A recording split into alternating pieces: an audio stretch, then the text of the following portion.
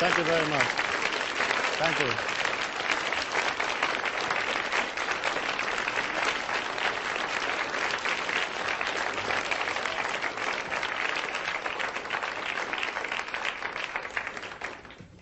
Well, hello and welcome.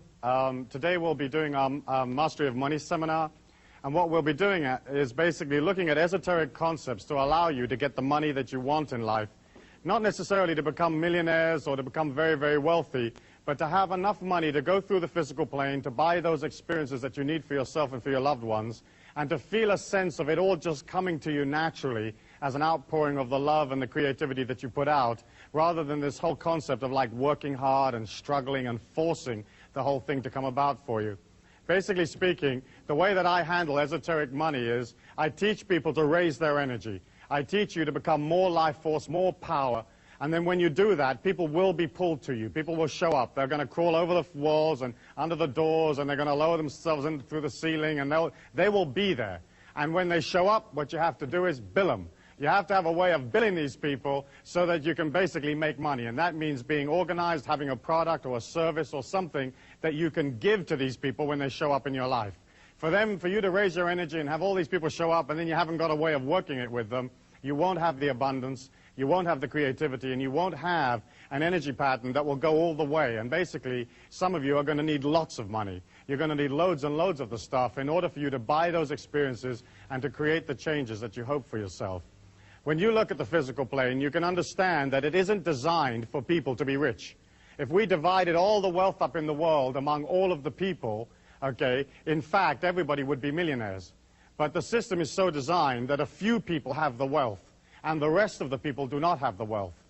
And because it is designed like that, and because it's come down from thousands and thousands of years, the common man has to put in a certain amount of transcendent energy to pull himself or herself out of a system that isn't designed to assist you.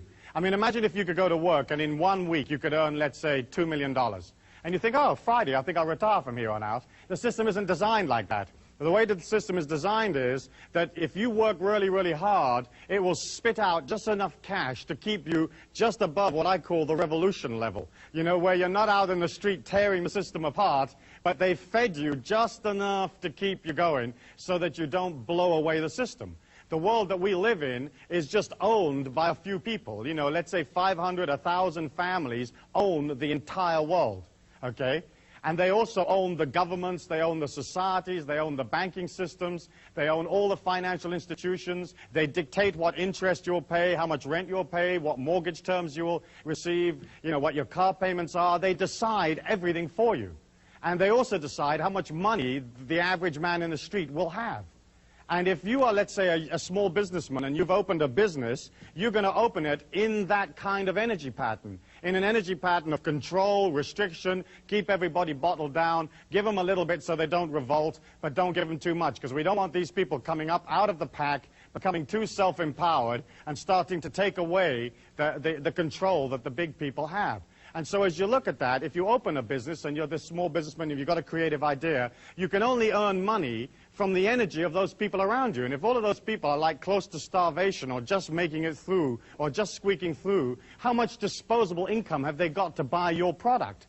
And so we're all affected, whether we're independent business people or whether we work for one of the big institutions or we work for the system, we're all basically affected by the fact that the whole thing is not designed for the common man.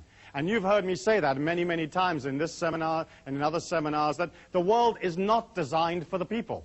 It's designed to keep the institutions up. It's designed to keep the philosophies up. It's designed to support the governments. And you, as the ordinary working people, are always sent the bill.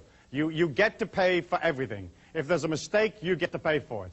You know, if there's some kind of disaster, you pay for it. And as you look at that, you can understand that the only way that you can pull out of those feelings and out of this conditioning that basically is absolutely designed to hold you down is by you having a force of will that is stronger than the force of will that is trying to control you. And you have to create inside of you an energy pattern a bit like, well, imagine if you were like swimming along in a swimming pool. And you're down at the bottom of the swimming pool and you're holding your breath, and like Swamp Thing like grabs you by the ankle, you know? How much would you want to swim to the surface? You know, how much effort would you put into getting up and getting out of that and getting a breath of air? And for some of us, that's how much effort we have to put into becoming financially independent, mastering money. Because our societies do not teach us power. They teach us that we are weak, that we have guilt, that we're useless, that we're supposed to support everything else, we're supposed to send money to everything else, that none of this is really for us, and that if we do too well, somehow that pulls us away from being godly or righteous or good. And of course, that's a bunch of hooey, because the life force or the God force is absolutely abundant. It'll give you anything that you believe in and more. You only have to look at nature. You can look at a cherry tree or an apricot tree, and it has more apricots on there than you can ever eat. It has more cherries on it than you can eat. You know, and when you look at it, it has that splendid abundance naturally. You know, if a man designed an apricot tree, it would have like 2 itty-bitty apricots at the top of the tree, and they'd be out of reach, and they'd be a little stale, and you'd have to have permission to go climb it, and a certificate for when you got it, and then a third of the apricot would then belong to somebody else, and eventually you'd wind up with just the pit and a little bit of apricot, you know? And that's how the system is designed. When you look at it, when you look at the physical plane, we are here as these transcendent beings, as these infinite beings inside a body, and you have the ability, through your thought forms and through your feelings, to absolutely redirect and change your life. I believe that you're not your body, that you're not your mind, that you're not your sexuality, that you're an infinite being inside a body, and that you took on the limitations of the physical plane in order for you to be able to transcend them. The physical plane, the humans that are on this physical plane, are basically like in a circle. And the circle is created by the electromagnetic waves of the brain that set up this field or this force field that we all live in. And that force field cuts us off from the abundance of the life force. It cuts us off from the God force. It cuts us off from other dimensions of existence and makes us or gives us the illusion that what we see is real.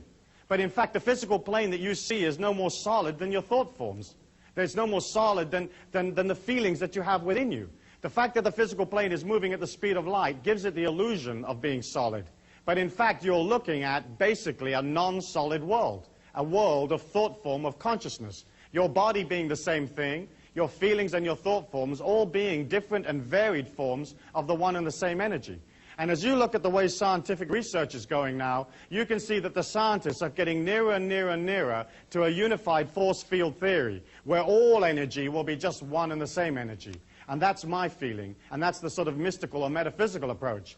I believe that as an individual, you can be in this circle of activity that describes the physical plane, and you can scratch and you can hollow and you can thump and scream and rip people off and compete with them and shove and push, and you can become wealthy. You can drag yourself out of the programming, out of the circumstances. But my way is, I feel, more fluid and simpler, and that's basically to work upon your intentions, to work upon your concentration, and to move into a pattern that allows wealth to come to you naturally.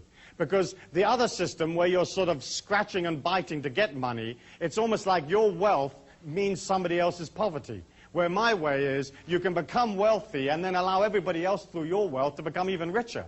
It's not like there's any limit to how much is out there. And it's not like there's any limit to how much money you can have. There are millions and millions of dollars every day that are lost and left lying around, and people die and they just leave it in little sort of carrier bags someplace. You know, there's millions of opportunities for cash at no effort at all. And it's not like you becoming wealthy is going to detract from somebody else at all. Because we're not living in a finite world. We're not living in a world that only has this much resources or this much wealth. There are more resources to be discovered. There are more creative ways of doing things. There's always an ever-expanding amount of wealth. And what you're doing as an individual is, you're saying, listen, I'm happy to concentrate on making money because I understand that if I don't concentrate on making money, I won't have anything. You know, if you concentrate on the phantom rapist comes out the woodwork and bites you on the bum. If you concentrate on money, you get money. But of course the societies and the way we teach our children disengages them from money. It disengages them from having wealth, because we teach our kids, hey, it's not okay to be wealthy. You know, the meek will inherit the earth. The God force doesn't want you to be wealthy. It just wants you to be this little thing and being terribly poor and being terribly thankful for the little itty-bitty that you got, you know. But of course, that's not true. That's just a load of hogwash that was handed down over thousands of years. You know, the life force could give a damn how much money you have or don't have. It is not emotionally involved in whether you're okay or not okay. If you're doing splendidly, then your splendidness will help others, because you'll be doing economic things, creative ideas, you'll be spending your money, hiring people. You know, you're helping the world by becoming powerful. And yet we look at a physical plane where everything is designed to not allow us to become powerful. As you come into the physical plane, as soon as you're born, or some people would say even before you're born, that mind of yours is beginning to record every feeling, every event, everything that's ever been said to you. And you suck all of that up. You know, you can put a person in a hypnotic trance and you can take them back to when they were 11 years old, to their birthday party or something like that. And you can have them tell you how many people were there, what their names were, how many cans of Coke they drank, how many packets of Jell-O was eaten, who did what. Everything is in your life. Everything is all there. How many steps you took from the parking lot to your seat right now. You have a memory of all of that. And you imagine this small babe and it's lying there and it's sucking in all this information. Okay, and it's born to parents who think that, like, working hard is honorable, that you have to work hard to make it through the physical plane, you know. Well, let me ask you a question. How many of you here think that you have to work hard to make money, or you've been taught that you have to work hard to make money? Let me see your hands. Okay. You see, they sold you that. They sold you that. The people that run this circle of activity, okay, sold you that because they wanted you to work for them. You know, they wanted you to work hard for them. Okay? And so basically speaking, we buy into that. Working hard is honorable, or working hard is how you make money. Making money has nothing to do with working hard. It's nothing to do with effort or struggle. It's mostly a matter of being balanced and organized. And as you begin to center on your creativity, people show up that want to be a part of that creativity, want to be a part of that action. They feel your security, your strength, and they sign up for it, and they pay you for it. So it's a simple transference of energy. You transfer them an idea, and they transfer you another idea called money. As you look at that, you understand that, like this small child inside this body, it begins to suck in all of these belief patterns, and it has no volition of, you know, as to what is going to go in there. You know, whatever goes in there is whatever goes in there. So if the mum and dad are fighting over the rent, that's in your subconscious mind. You know, if your mother's into sort of saving and clipping little coupons and there's a big stack of them in the kitchen, again, that's in your mind. Save coupons. There isn't going to be enough to eat. You know, reserve this. You know, eat the leftovers. You know, do this and do that. And I'm not saying you've got to waste stuff as you go through the physical plane, because I don't really agree with that either. But we take on whatever our mum and dad or our father and our mother thought. And, of course, so many of our fathers and mothers came out of a generation when there was a depression, when there was a great amount of difficulty, and so they're not able to express a more transcendent, more fluid understanding of money. Today we live in the largest and most fast-moving capitalist society in the world, and there's millions, there's billions that are moving around at any one given moment. And yet here is this mind that takes on all this sort of stitch in time, save 9, and a penny saved is a penny earned. And we take on that mentality, and then we wonder when, as we go out into the physical plane, as young adults or as teenagers, or we go out into the workforce, we begin to resonate that into the life force. And the life force, or the energy, that the force field that we're in, reflects back to us exactly what we believe, exactly what we put out there, and it gives us back struggle. It gives us back, there's not enough. It gives us back, you know, work for no wages, save your money in case something dreadful happens, do this and defend that, and you know, and if people don't like this or don't like that, sue them for the money or go chase them for the money. But you know, there isn't enough, and that whole energy of like there not being enough and there isn't going to be enough for you to get through is sold to you as a way of disenfranchising and controlling you. Inside this circle, everybody believes life to be real. And the circle is created, as I said, by this electromagnetic energy that leaves your body, which I believe is created by the oscillation of the brain waves. And so as we look in this physical plane, we're looking at a physical plane that deals totally with manipulation, totally with restriction, and totally making sure that you don't come out of the pack. Okay? As you're going through the physical plane, you're taking in everything that you hear, everything that you feel, everything that's ever said to you, and you're also taking in all the rest of the energy. You're taking in energy subliminally. You're taking energy in below your threshold of consciousness that you are not even aware that you're taking it in. And we know from the subliminal tapes that we sell through our catalogs and so on that the mind has an ability to hear affirmations that are placed 40 decibels below regular earshot. And so we have a track of music that rides up and down, you know, getting louder and softer. And underneath this track of music is a loop tape that runs these very powerful affirmations that are designed to create behavioral change. And as that loop rides up and down with the music, it stays 40 decibels at all times below the music, below the earshot. And we know from our research and the research that's been done in various universities in the United States that the inner mind hears that and accepts it.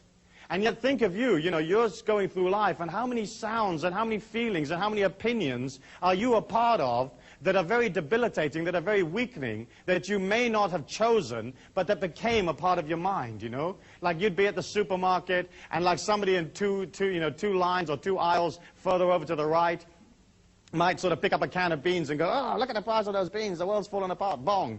And that would enter your mind if it was 40 decibels below your regular earshot.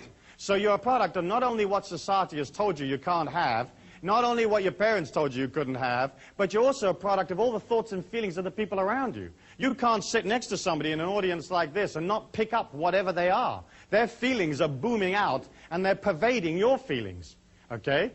And if you want to change your seat in the break, feel free, you know? But basically speaking, you're it. If a person touches you, there's an energy transfer. If they look at you, there's an energy transfer.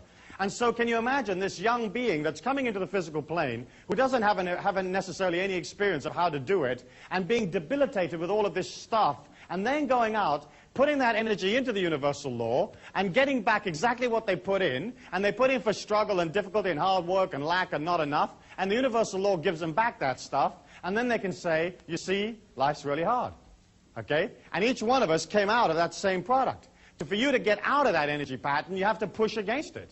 You have to literally force yourself to allow yourself to be in control of the money that you make and to master the money. And the mastery of money for me is, as I said, not necessarily becoming very, very wealthy, but being in control so you spend less than you earn, and you earn enough to buy yourself all the experiences that you're ever going to want on the physical plane. When you think about it, you create a creativity, you create a product or an idea, it's energy, it comes from consciousness. Then you take it out to the people, they respond to it positively, and they give you money, which again is energy. Money is neither good nor bad. You know, the folk that said that money is the root of all evil, or the love of money is the root of all evil, they just didn't have any. Because you've got to have money to get through the physical plane. You know, you've got to have it. And of course what happened was that we were taught that somehow money and spirituality didn't mix. And yet when you meet a person that is truly spiritual, they'll have a lot of energy, and so automatically they'll have a lot of money. In the olden days, let's say in 500 BC or something like that, it was fine for a person to withdraw and to go up in the mountain and sit under the banyan tree or whatever they wanted to sit under, and to pull away from the commerce of things and to contemplate upon, you know, the light of God or whatever it is they wanted to do. But you weren't born there. Or if you were, you know, right now you're here. You're in commerce, you're in travel, you're in making things happen. It's a totally different society. And I feel you could transcend by pulling out and sitting up on a mountaintop. But once you had the power, you would have to come back down into the physical plane and do something with it. And so the philosophies that came out of poverty and seeing it as beautiful and seeing it as righteous came out of a time when there wasn't anything to do. You know, Buddha couldn't turn on the video and watch a couple of videos and play his CD player. He only had sitting under the tree. You know, sitting under the Bodhi tree was the only game in town. So that's what he did, you know.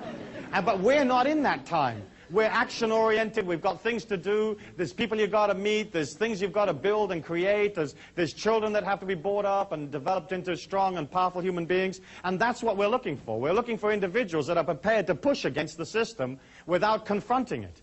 Because the system will never look after you. You know, it's not designed to. And if you look at the history of man, all the governments have let all the people down all of the time, you know? And if you don't believe that, you don't know anything about history. You know, you might want to repeat it after me. All of the governments let all of the people down all of the time. Because basically speaking, governments are individuals that are looking after their own interest.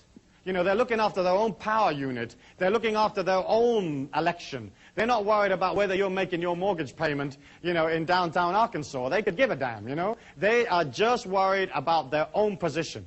And they get to play the game, and they get to spend your cash, and then they send you, as I've said before, this love letter called a tax bill that you have to pay for their creativity. They don't actually create any wealth for themselves. The wealth of the nation is the individual man, the individual female, the working people of the country.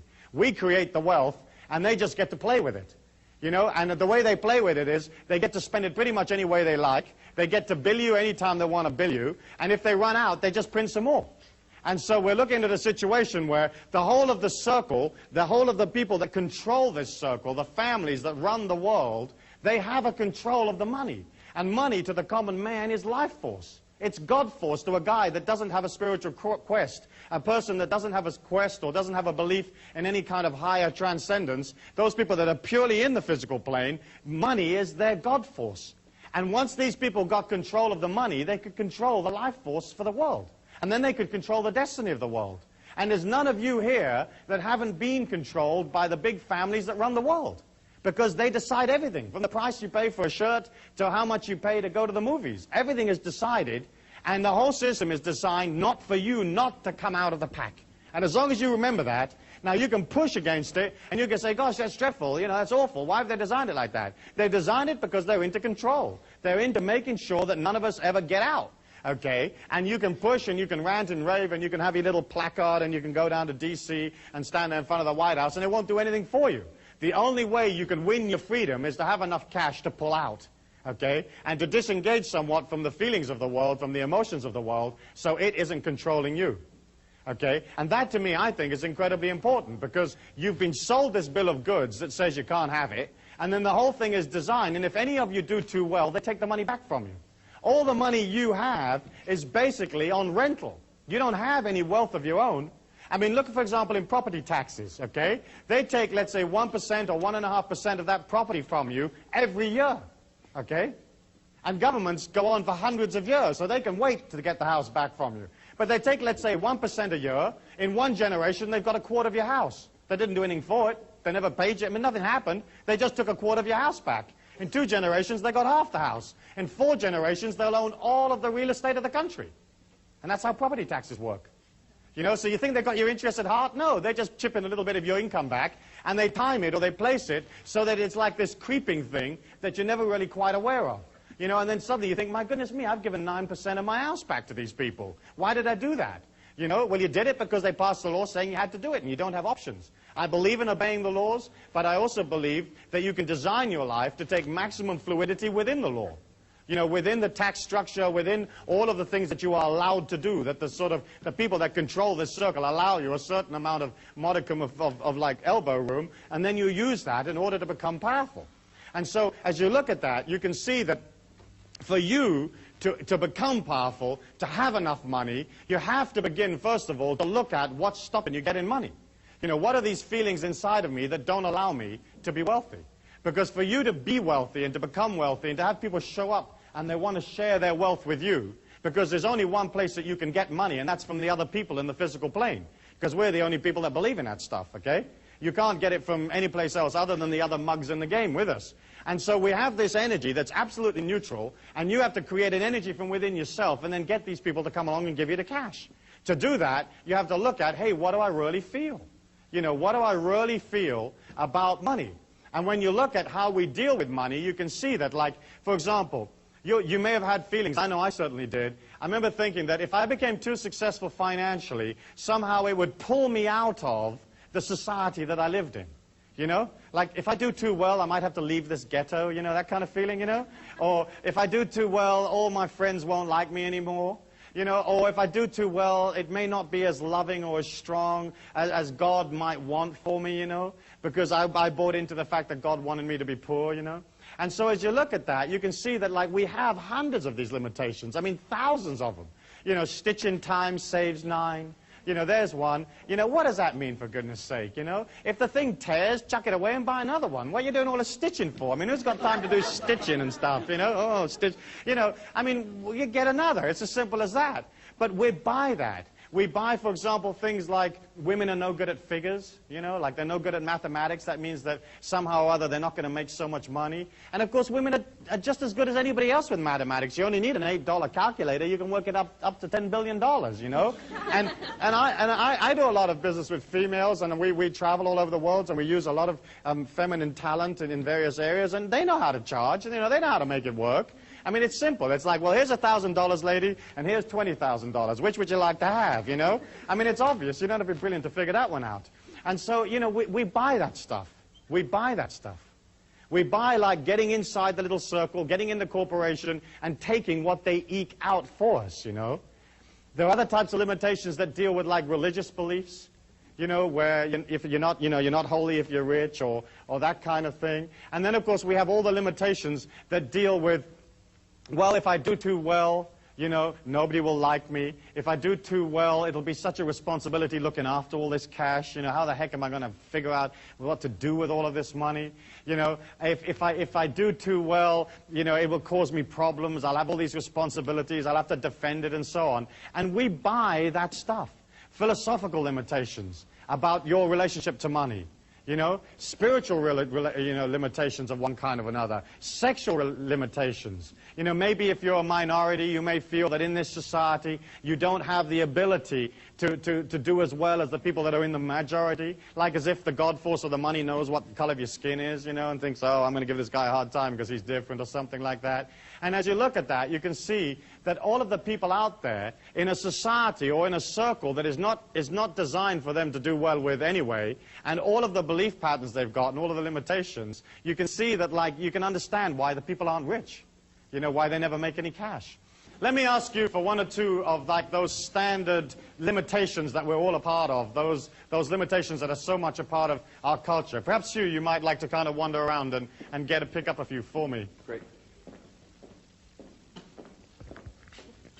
Stuart, there's one my mum always used to say, you've got to save for a rainy day. Absolutely. And if you save for a rainy day, of course it rains, you know, it has to. Because that energy of putting in the negativity pulls to you the rainy day. You know, the very fact that you believe you're going to be a part of a disaster means the disaster will happen. And if you put a whole bunch of dry food in a hole in the ground, you know, because of that energy of defending yourself, you mount 2 machine guns on the roof, you put your granny there defending the house, defending the street, then what happens is that energy pulls to you the disaster because of the negativity that you're putting out. And if you put this dry food in the ground, something will happen, and this moose will come along and it'll do itself on its food, on your food, and there goes your stash or there goes your stock. You know, let me ask you for some others.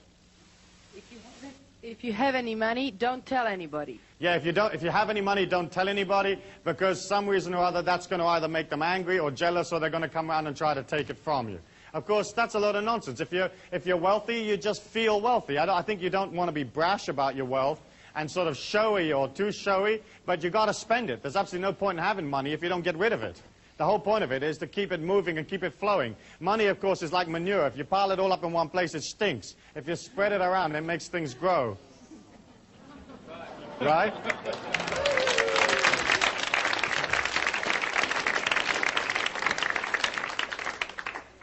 Let's have another one. It's easier to get a camel through the eye of a needle than a rich man into heaven. Right, that's a standard one. And of course, the eye of the needle, I believe, was it not the gate of Jerusalem? And to get a camel through the gate of Jerusalem wasn't a big deal. And if the camel was a bit stubborn, you just had the camel over here, and you take a bucket full of the camel's lunch, and you put it on the other side of the gate, and you go, hither, hither, camel, and it comes along. Because that's how they talk in biblical times, hither, hither. And the camel just automatically walks through the gate. And of course, a lot of our philosophies were designed to make sure that nobody got wealthy. You know, you can imagine how, like, well, imagine in medieval times when, say, for example, a lot of the churches owned all of the land. I mean, thousands and thousands of acres of land, you know. And the common people were dying of starvation, living 10 in a room in squalid, filthy conditions. From time to time, they'd go up to the, you know, the sort of the big monastery or something, and they'd bang on the door and they'd say, oi, what about us, you know? What do we get? And, of course, those people who owned or controlled the circle in their day, you know, they weren't about to share it with everybody. They weren't about to say, well, look, we'll peel you off 5 acres in the North 40.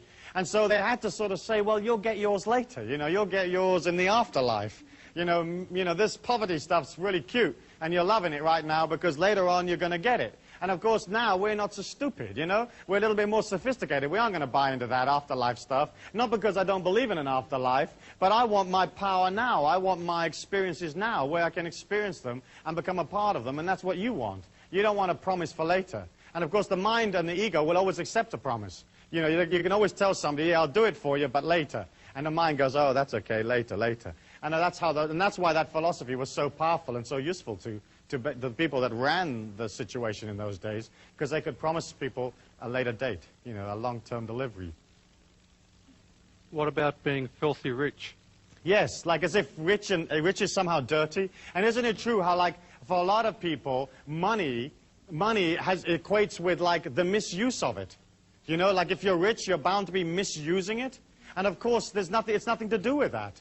You know, you can have money and be loving and generous and kind and to help the world, you know. But isn't it interesting that we equate wealth with like some kind of misdemeanor or not acting honorably? And of course, that's not necessarily the case at all. Any others, Hugh? Money corrupts. Yes, and of course, a lot of times it does, because money is power in our physical plane. And power is very, very hard to work with. And the whole point of experiencing power is, in a way, to misuse it. you know, because that's the only way you really get to learn about it. But in the corruption is also the healing and the transcendence, and I think that's pretty important, you know. Yeah, give us this day our daily bread, like there isn't going to be enough, okay? Like this little bit's coming up, it's like welfare. Here's your little welfare. Any others? Money can't buy you love. Yes, money can't buy you love, but in fact, yes, it can, okay, definitely. But the fact is, of course, that the way you get love is to express love, you know, and it's nothing to do with money. It's absolutely nothing to do with money. In fact, and money can buy you love, push to shove, but basically speaking, it's only a matter of expressing a loving attitude, and love will come to you anyway. Any others? Yes. Can we have a positive one? Money makes the world go round. Money makes the world go round, and of course it doesn't. The world spins automatically of its own. Yeah, save for emergencies. Okay, that's the same thing as was said before, where you're waiting for the emergency to come. Beautiful people are rich. I'm sorry, I've got more than one coming at once now. Yes. Only beautiful people are rich. Only beautiful people are rich? That's not so true. I know a lot of ugly millionaires. Yeah. But you see how all of that stuff became so important, you know, and all of that stuff became a part of our culture and a part of the way that we treat money. And of course, what you have to do now is to begin to resonate a powerful intention for your whole trip about money. Because when a person permeates that negativity or that weakness inside of you, because it is already there in your mind, there has to be an acceptance. You know, you have to accept that. If you're standing next to somebody in a supermarket and they're projecting lack, if you have lack inside your mind, you actually enhance or increase the lack that you have. Okay? The only way you can come out of power is to not have it in your mind, or to have this forward projection of energy, this expanding energy that feels, yes, I can, yes, I will, I have it all around me, this is a flowing situation, and there's no problem with the amount of money that's going to come to me in my life. When you resonate your feelings, they change moment by moment as to what you feel about yourself. If you feel negative, you begin to create inside of you a feeling that pulls energy to it in a kind of imploding or coming in parabola of energy or curve of energy. And negativity has a way of resonating, so it sucks other feelings towards it. So if you're negative, you'll pull to you somebody else that is equally negative. If you're negative, you'll pull to yourself energy patterns that are disastrous or tend to fall about. And at the top of the curve, you know, it's just little niggly things that go wrong. You know, the car won't start, and this happens, and the handle comes off the bathroom door, that kind of stuff. But then bit by bit, as you begin to resonate the negativity after a long period of time, then suddenly the whole energy pattern begins to break up around you, and the whole thing drops on your head and collapses on top of you. You know, whether it's a financial collapse, or whether it's a collapse of your physical body, or collapse of a relationship or some situation, it's because through the negativity, you pull that to you. And by pulling it to you, you suck from the physical plane, and you suck only those parts that are congruent to you. If you imagine yourself walking along in this bubble of energy, okay, all of life is coming at you at the speed of light. And it's coming at you upside down, okay, at the speed of light. And you have all of these possibilities coming at you at any one given moment, okay? And you will pull from those feelings that are the same as your feelings, that are congruent with your feelings. So all the goodness in the world is coming at you, and all the evil's coming at you. And then you can pick up whatever you want. And so you kind of filter through your own feelings those experiences that are exactly the same as what you feel. And so as you maintain and establish a negative energy pattern, or a pattern of limitation or lack, it begins to pull in on you, and it pulls from the physical plane all of those things that are exactly the same.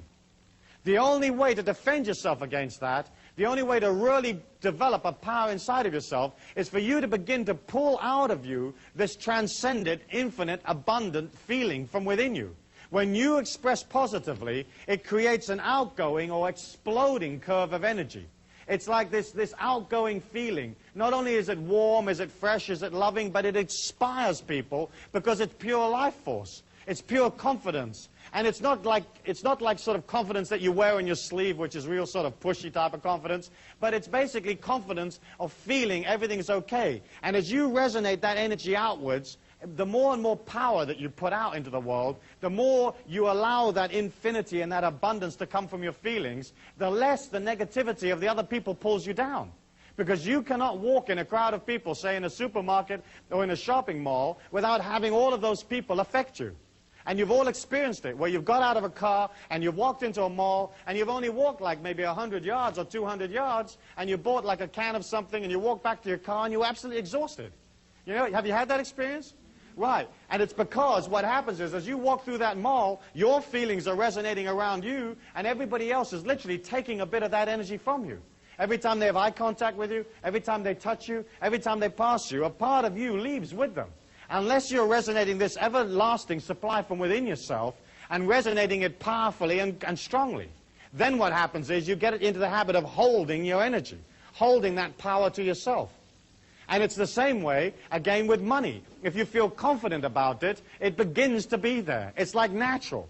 But you can't come from like way down here in a state of, let's say, limitation and poverty to something up here where you're walking with or a part of absolute abundance. You know, if you resonate poor feelings, you have to stay poor because universal law's got to reflect that.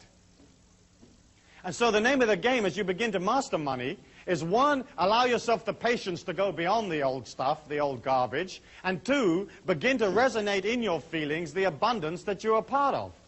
And here you have to be very, very careful because a lot of people begin to think, oh yeah, all I've got to do is act abundant, act powerfully, act transcendent, you know, buy a lot of stuff, buy a lot of fancy clothes, and abundance will come to me.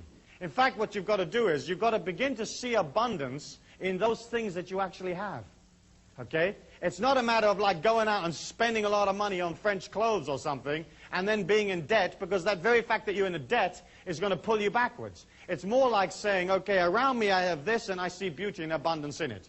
And then, as you begin to become more and more confident and you have more and more surplus income, you can begin to create affirmations of abundance in your feelings that actually affirm, hey, I'm doing fine, I'm doing well.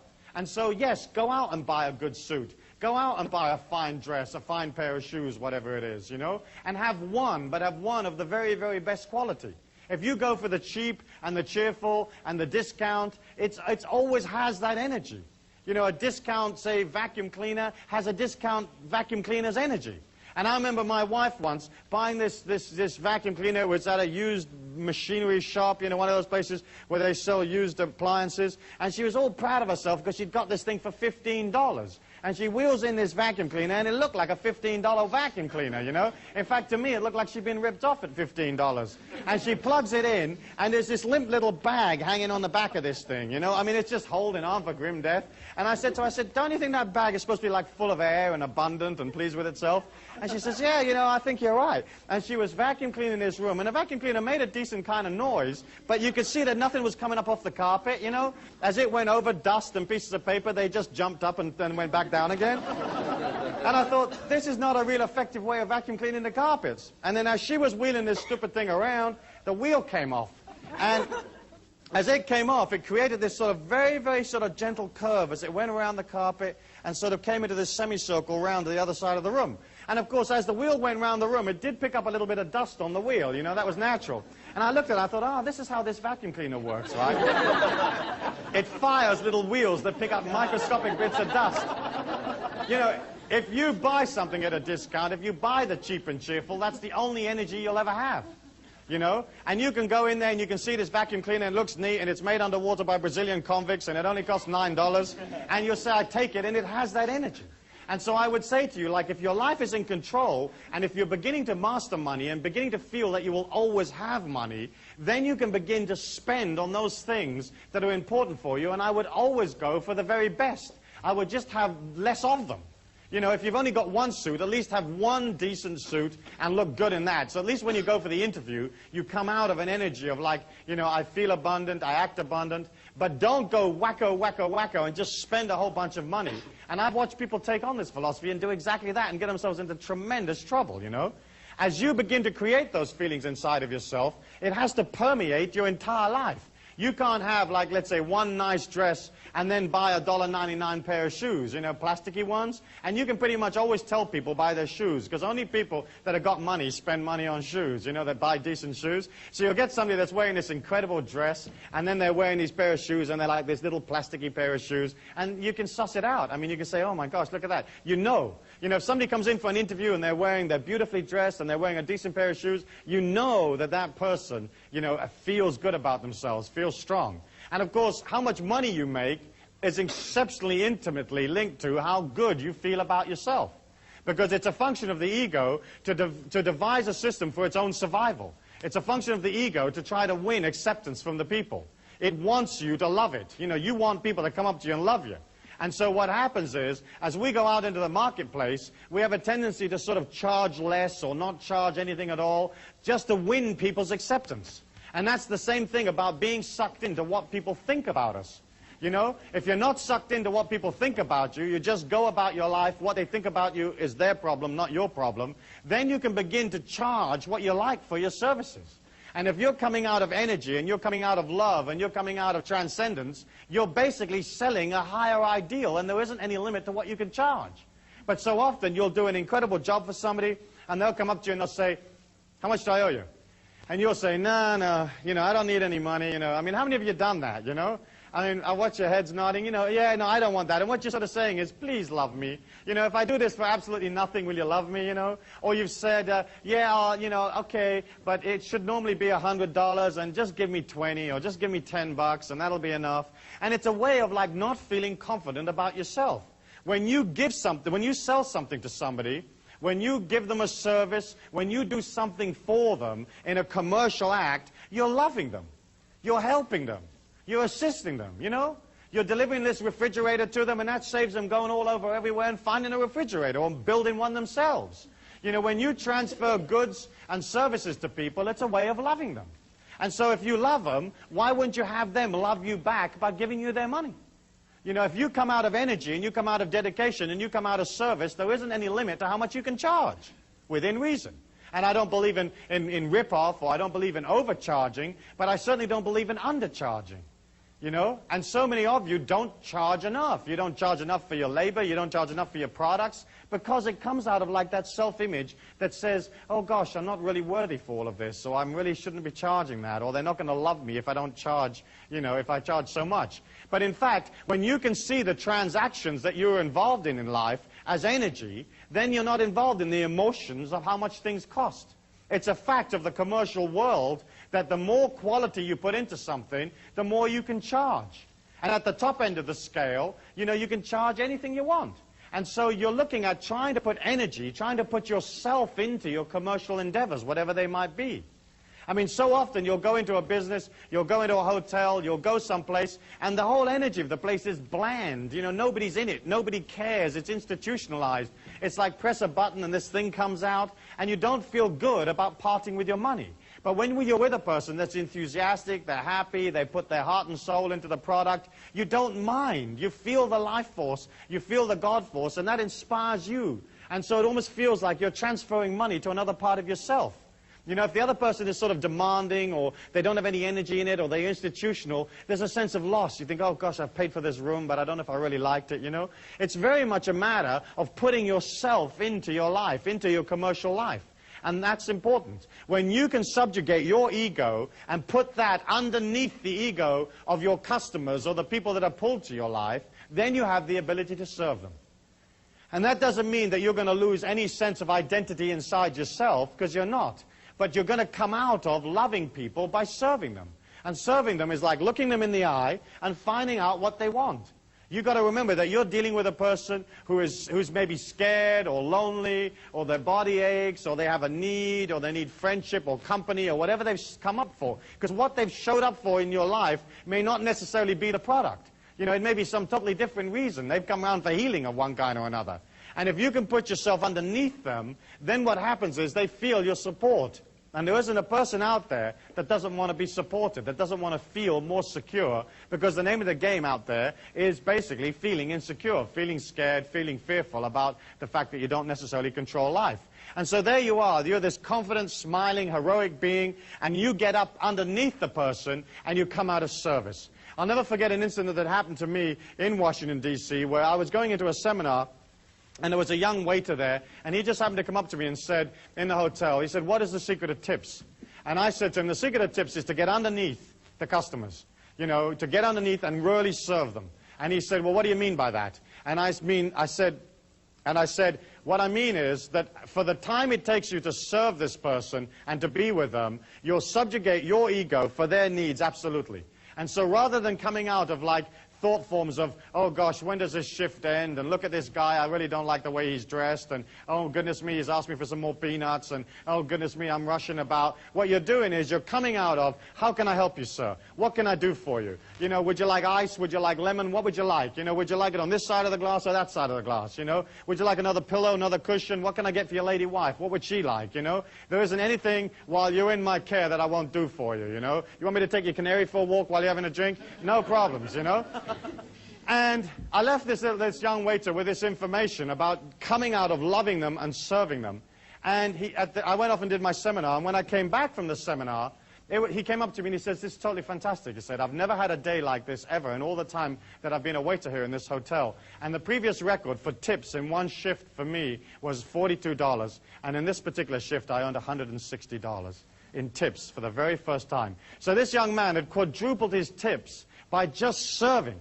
And isn't it true, as you go out there, you'll find mediocre restaurants, mediocre hotels, mediocre airlines, mediocre everything. You know, you walk in the door and they can't even be bothered with you. They're not organized. They're not interested in what you want.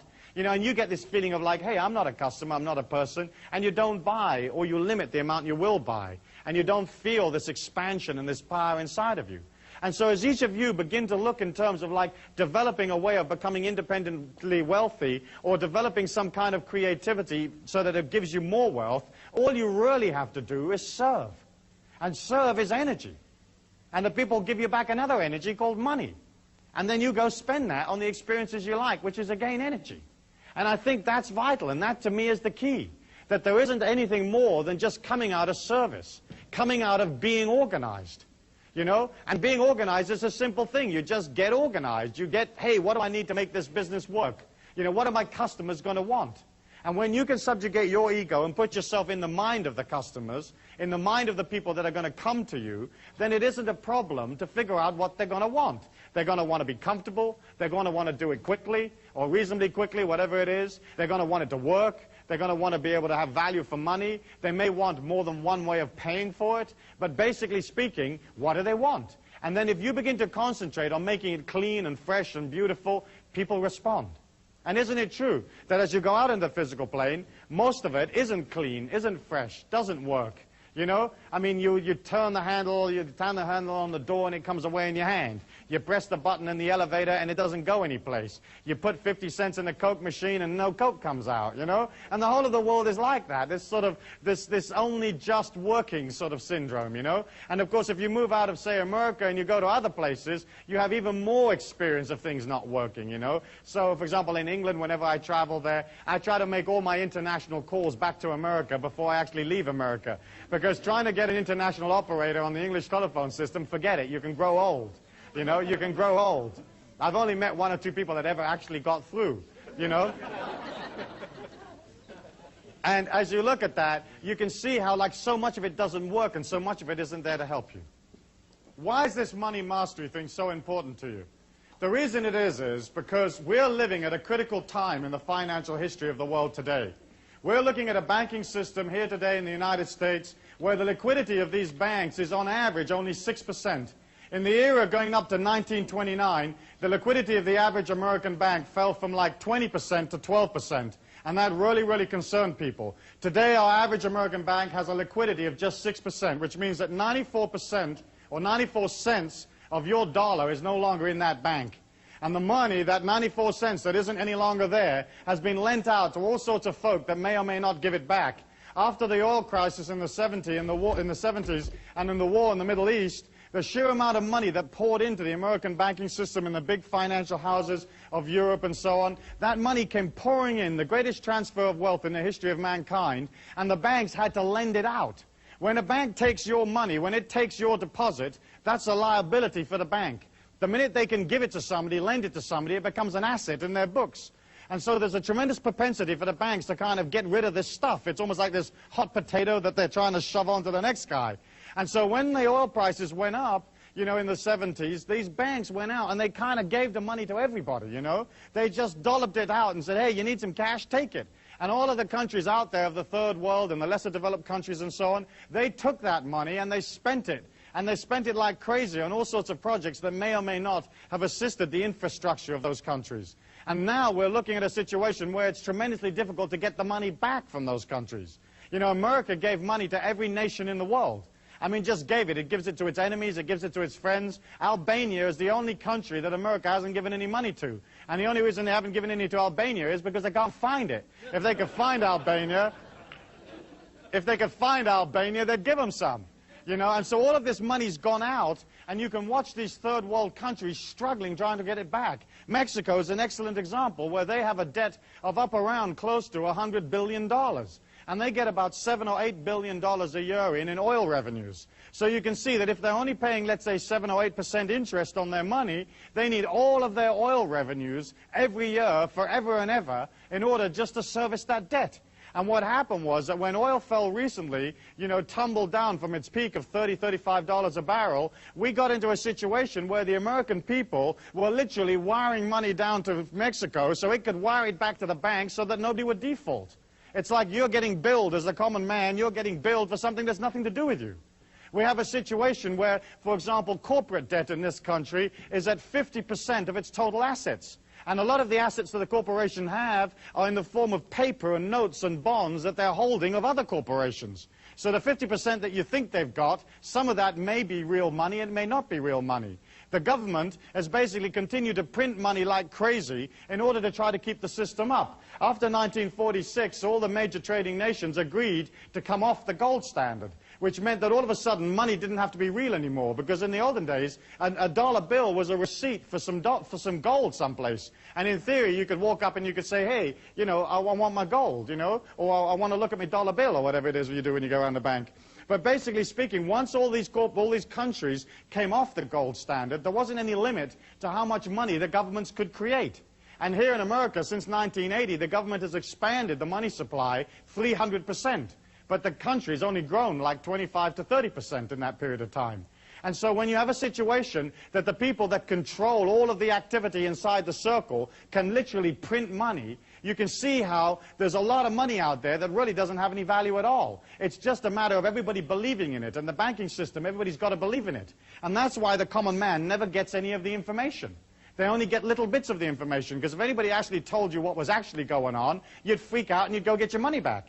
As you look at that, you can see that like personal debt has expanded to the point where like the average person owes like 1.5 years' wages. You know, corporate debt is 50% of assets. The governments are running trillions of dollars worth of deficits. The trade figures are incredibly imbalanced, where it's costing billions and billions of dollars every month, you know, more than they're actually taking in. And you can see that all of this is creating a strain on the financial resources, not only of America, but all of the trading nations of the world. As you see that, you can either say, well, that's great, I'm sure it'll all be all right, I'm sure it'll all be fine, or you can say to yourself, wait a minute, there's something going on here. I'm not in the possession of the facts. I can't fix what's happening in the third world. I can't fix, say, for example, that there are a record amount of, say, bank failures in the country right now, higher than even in that period prior to the Depression or the collapse of 1929. I can't fix that. I can't fix the business failures. I can't fix all of these scams that are going down with these various junk bonds and so on. All I can do is get in control of my own situation. If there's ever a liquidity crisis in the world, and it looks like eventually there's bound to be, because we just can't carry on inventing money and spending prolifically, if there is ever a liquidity crisis, cash will become king. You know, you'll become God if you've got cash in hand. You'll be able to go out and you'll be able to buy things for cash. Recently, near my hometown of Taos, they sold off a whole bunch of houses that had been repossessed from mortgage defaulters. And they put up 241 houses for sale all in one day. And the FHA got a whole bunch of people in for this auction to get rid of these houses, because obviously they didn't want the houses. And the houses sold off in that morning. And the cheapest house sold for $400. And the most expensive house that got sold off that day was only $21,000. And you can't build a family home for $21,000. So you can see that if there's ever a cash crunch or there's ever a difficulty, if you have cash and you're liquid, you'll be in a position whereby you'll be able to go buy things that you've always wanted at half the price, a quarter of the price. You'll be in a situation of being empowered. You know, and you can pop out one day and you can spend 10 grand and you come home at night and your husband says to you, what you've been doing? You say, I've been shopping. I've got this entire street. You know, I got it from the 7-Eleven right up to the traffic light, the stop sign, you know. And I had enough money in my pocket to take a limo home. You see, and some of you have saved all your life for that stuff. You're going to come into a period of time where that cash is going to be king. And the way to achieve that cash is obviously you've got to spend less than you earn. You have to have fiscal discipline. And fiscal discipline is looking at what you earn and beginning to de-escalate the debt that you have. Getting into the mastery of money is basically spending less than you earn and beginning to develop a certain amount of liquidity. Now you may say to me, Stu, well, how do I pay off my debts and develop liquidity? The fact is that as you pay the debts, your whole energy begins to calm down, you feel less out of control, and the opportunities that you need to make money will find you. But again, you have to be organized, you have to be centered, you have to know what it is you want, and you have to begin to go for it. And if you can't go for what it is you want in life just yet because you're stuck in some job here, just maintaining everything, then at least you can begin to play that fake it till you make it energy. You can begin to move towards it. You know, like if you're pumping gas in a gas station and you want to be a film director, well, you begin to resonate an intention for that. And you go to film school in the evenings and you buy books on film directing and you watch films and maybe you join an amateur filmmaking club, but you're moving towards your goal. So often people find themselves like down here and they hope that they can pull their energy up to up here and they never make it. You have to move towards whatever it is you want, and as you move towards, it's almost like the energy comes around you and supports you to get what you want. Which means that, of course, you've got to be clear about what you want, you have to have clarity, you've got to know what it is you want. And we've spoken about that in the past, have we not? But it's mostly a matter of deciding, hey, what do I want for my life right now, and what do I want later on, and what do I want later on, and concentrating on the right now. And of course, if you're not clear about what it is you want, then you begin a program of getting rid of all the encumbrances and all that stuff that's around you so that you can have what you want, so that you are clear about what you want, you know? And then you develop this high clarity about who you are, what your mission is in life, what your gift to the people is. You're like, hey, what are you going to give people? You know, you're this heroic being, you understand yourself, you've got perception that other people will never have, you've got energy they'll never have, creativity that they can't even dream of, and what are you going to give them? You know, what are you going to give them when they show up? And you have to have that clear in your mind. As you develop high clarity, as you develop high resonance, which is basically moving towards your goal, resonating this intention, resonating the whole idea all of the time, bit by bit, the universal law has to give it to you.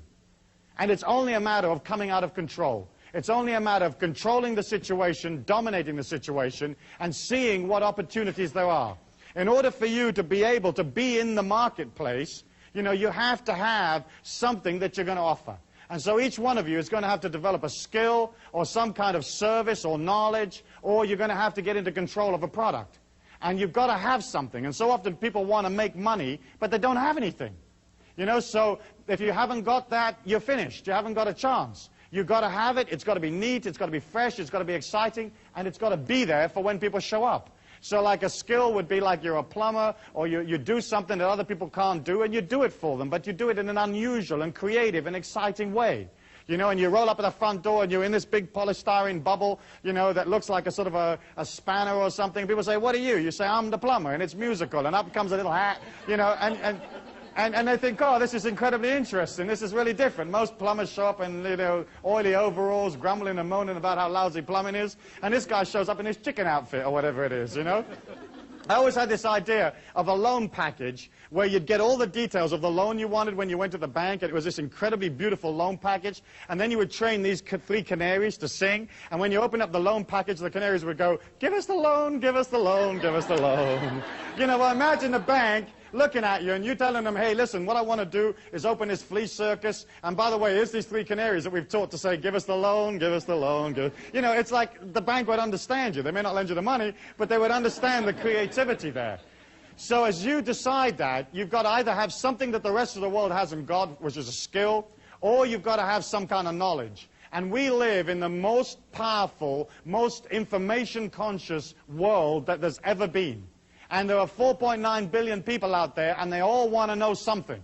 You know, they want to do the courses. They want to get slim. They want to be more beautiful. They want to be more protected. They want to learn to do acupuncture for canaries or whatever they want to learn to do. And you can say, well, I happen to have this incredible course that you can do. And in fact, information transfer is now one of the major industries in the world. And so all you've got to do is either have the information or acquire it, and then begin to figure out how to transfer it to other people.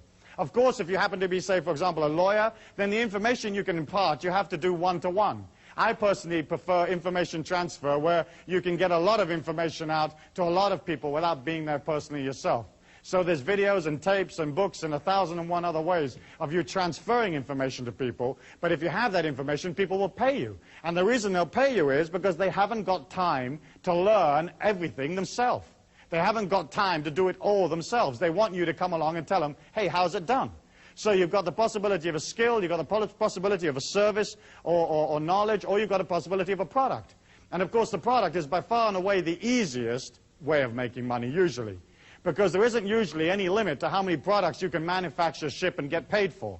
You know, knowledge has its limitations in many ways. A skill or a service has its limitations because you have to show up personally and do it. But a product has that incredible neatness that if it works for 10, it'll work for 100, it'll work for 5 million. And, you know, I've heard stories of people that have started companies that have literally made $40 million in the first 9 months of the company. And they had a good product. And they got a lot of people excited about the product. And they got them selling this product to other people, serving the community, giving them this stuff. And they generated $40 million in 9 months from a standing start. So if you have something that is a product, you're in a position to transfer that to other human beings and get paid for it. I think the important thing to remember about a product is that it has to be something that you love, that you live and breathe. You know, if you're setting these little multi-swivel toggle flanges and you love them, great. But if you're selling something that's boring and doesn't work for you and you don't like it and it isn't quality and it doesn't honor the people and it comes out of negativity, your heart will never be in it. And isn't it true and isn't it delightful when you meet a person who's into what they do? You know, and you go in the hardware store, and I hate hardware stores. They give me the creeps just to walk in them, you know. I don't like do-it-yourself. I don't like fixing things. I'm lousy at that stuff. And just to walk in and all those little oily boxes, I mean, it just throws me away. And so if you go in there and the guy's all happy and smiling and he's the sage of the oily boxes, you feel nurtured, you know.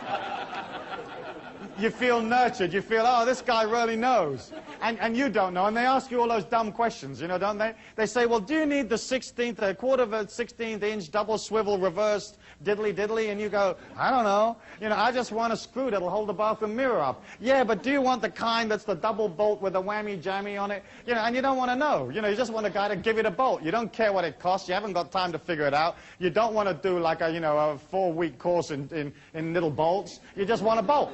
And so you feel supported. And so often we go in stores and the attendant will say to you, the shopkeeper or whatever, oh, I don't know, I just work here, you know. Does this, da-da-da-da? Oh, I don't know, you know. They don't care, they're not interested. And I think that if you're going to be transcendent beings and you're going to serve the community by giving them something, you've got to be damn good at it. You've got to put as much energy as you feasibly possibly can. You've got to get organized. You've got to have concerted action in the marketplace. Because all the affirmations, all the visualizations, all the stuff out there, you know, the prayers, whatever which way you have, rub the little rabbit's foot, all of that stuff won't work for you unless you're out there with a concerted action plan. You love it, you live it, you breathe it, and you're happy and excited to deliver it to the people. It's simple. It's incredibly simple. Commerce is just a matter of expanding yourself to do more of it. And that expansion always comes out of control. It always comes out of controlling your environment, understanding there's no limit to how much you can charge. Well, let me ask you, how many of you are going to put your prices up next week? Let's see you. You know, how many of you really believe in yourself? There you go, you see. And people will come into you and they'll say, well, isn't this massage $40? Normally, you know, I understand now you're charging $80. And you say, yeah, I'll charge $80 this week. I feel good about myself. Next week, I'll feel even better. I'll charge $160. You know, and you begin to charge, but you put yourself in it. If you put yourself in it, they won't mind paying for it. And so, again, it's very much this whole philosophy of like pulling out of what the world says you can be, pulling out of the limitations they say you've got to be a part of, getting clear about what it is you want, resonating that intention for yourself, in other words, moving towards it, creating a clarity, creating a power around you, and heading on out. And some of you are going to have to move slowly out of, let's say, something that's restricting into this special kind of freedom that you're developing for yourself, but you begin to create it. You can begin to create it by developing, say, a hobby. There's a million of you that have various kinds of hobbies where you can make money on them. And I know guys that have converted their hobbies into multi-million-dollar businesses, where there's things that you know, things that you're interested in, and you can begin to form associations and begin to meet people. You know, if you don't go meet people, then again you create around you this limitation of not having enough people to go sell. You can have a brilliant idea, and if all you know is your auntie and your mum, you've got 2 customers, you know? But if you begin to understand that going and meeting people is a way of you expanding your energy. It's like saying, oh gosh, I've got this little energy and I don't feel too confident about myself and I don't feel too confident about this stuff, and so I won't bother to tell anybody, and that way I'll never have to like face the fact that I'm not really confident. But if you're good, if you're damn good, if you're coming out of love, you're coming out of service, you won't mind expanding, you won't mind traveling, you won't mind trying something new, and you won't mind going out and meeting people. You know, I tell people, listen, if you want to meet people, join churches. You know, it's a great place to meet people. You can give out your little card in the breaks, you know, pass them out in the pews, and then just join as many churches as you can sign up for, you know. I mean, you join a Muslim church, and then you go to the synagogue on Saturday, join a couple of Christian churches on Sunday, especially those sort of open, positive, New Agey type of Christian churches, you know, and then Monday you can get into some kind of wacko cult, you know, and you join them on a Monday when they have their services, and you just surreptitiously are passing out your cards, but people get to know you. Because I've watched people develop ideas that were really cute, that were really neat, and go out into the marketplace and have an initial burst of activity and then fizzle out. You know, and then suddenly they're despondent and they're upset and they feel that their creativity isn't any good, and they wind up going back to what they used to do because they didn't have the force or the courage to push through to like meeting people, talking to people, being with people. When you get to the point where you talk to 100,000 people a year, you've got a chance with your idea. When you get to where you talk to 1 million, you've got a real chance. When you get up to like 5 million, then you're really cooking, you know? When you get up to 50 million, forget it. You know, you'll have so much money, you'll have to move out of the house and get a bigger one. Because it's people that are going to give you the cash. And it's you feeling confident about yourself and going up to these people, presenting them with the idea and knowing that they're going to love it. And the reason they're going to love it is because you designed it for them. You designed it for the people. You didn't design it for yourself. You didn't design it for you know, to look cute. You designed it for the people. So you'll come up with the only bath that has faucets that work with your feet. You know, and there you go, and you suddenly say, I've had this incredible idea. For 2,000 years, they've always had these baths with these little wacko, little cross-shaped faucets that you can't work with your feet. Now we've got the foot bath, and here's the handles, and here's where you put your toe, and this is how you make it go hotter and colder. And everybody will love you. They'll say, she invented the bath faucet. She made it something, because you don't have to do anything really different. You know, you don't have to come up with some incredible laser-operated sandwich-making machine. All you've got to do is come up with something slightly different. You know, and you've heard me talk about the pizza parlor, where like you can be one pizza parlor in an entire society of pizza parlors, where there's 17 in the street. But you could still make that pizza parlor so interesting that everybody's breaking their neck to come, you know? And there you are, you've got your pizza parlor, and you've dug this big hole in the middle of it, and you've got, let's say, like a 20-foot drop and some alligators in there, you know? And then you build this rickety little bridge from the front door of the pizza parlor to where the cash register is, where people order, you know? And you make this bridge so that it kind of wobbles a bit. You know, and people say, well, isn't it dangerous? And you say, yeah, we lose a few, but they're hungry. When they get on the other side of this bridge, these people want the pizza, you know? They want that stuff. And the alligators, as folk drive from miles around to see these alligators. And then we're going to put a waterfall off the roof. And they're going to get a little wet coming in. But once they're in here, they've got to stay for half an hour to dry themselves out. So we'll be in this street, we'll have this waterfall off the front of the pizza, we'll have this big hole with some alligators in it, little rickety bridge, and the people will feel excited. They'll feel a sense of achievement of making it across, you know, especially the older ones, you know. And they'll feel good about it, and they buy pizza. And that's all you got to do, and a pizza could be totally revolting. But they're going to buy it. In fact, if you're coming out of transcendent, you're coming out of heroic, you love yourself, you're going to put everything you can in that damn pizza. And you're going to make that thing wonderful. And so what you're looking at here is you're not looking at like developing some incredible plan or going to some business school necessarily. You're just looking at a shift in consciousness, a shift in dedication, understanding it's fine for you to be wealthy, understanding that you're infinite and there's no limit to how much wealth you can create for yourself, okay? You're going to get clear about what it is you want. You're going to resonate that intention. You're going to play fake it till you make it. Whether you got it or not, you're going to move towards it no matter what. You're not going to let yourself get out of control and start spending a whole bunch of money you haven't got, okay? You're going to allow yourself that power and that energy at all times, moving towards it, clear, resonating it, having it, being original, and more than anything else, you're going to love yourself by charging enough, okay, by giving yourself time, having patience, and you're going to love the people that are pulled to you by serving them. And if you can come out of that love and that caring for people, putting your ego aside for their needs, your life and your business and your families will be swamped. You'll be swamped. You won't be able to handle the amount of people that show up. And as that happens, you'll have a way of billing them because you'll be organized and you will develop wealth. And suddenly you move out of struggle into a natural understanding and a natural flow. And that's how it was always meant to be. Life was only ever meant to be this gentle walk through a valley on a sunny day. It was never meant to be this incredible struggle, this incredible effort. And each one of you has that as a heritage, and each one of you can put that into your life right here and now, today. Thank you very much. Thank you.